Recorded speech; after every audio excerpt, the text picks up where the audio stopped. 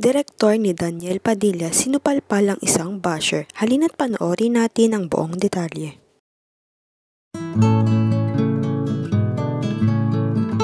Grabe nga ang pangbabash na natatanggap ngayon ni Daniel Padilla sa mga tao.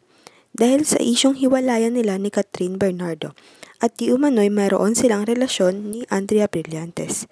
Marami na rin ang nadamay ng mga celebrities na wala namang kinalaman sa issue. Ang iba ay di rin mapigilang magsalita at sumagot sa mga basher katulad na lamang ng direktor ni Daniel Padilla na si Piwi Gonzalez sa bago nitong pelikula. May nag-comment nga na basher at ang sabi ay, may cheater dyan.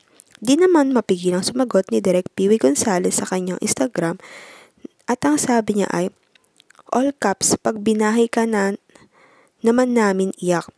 Di pa nga nakontento at nag-post rin siya sa Twitter. Ayon sa post, if you wanna talk shit, you should make sure that you can back up your shit.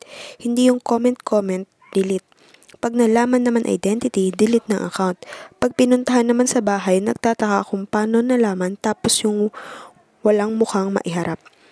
Kwentuhan kita kung anong totoo. Akin na number mo, magkita tayo, ipahanap kita. Tapos pagkaharap mo ako, iyak, sorry, uwi. Habang tumatagal nga ang pananahimik ng Katniel ay marami na ring nadadamay sa issue nila. Grabe na rin nga ang natatanggap ni Daniel Padilla na masasakit salita.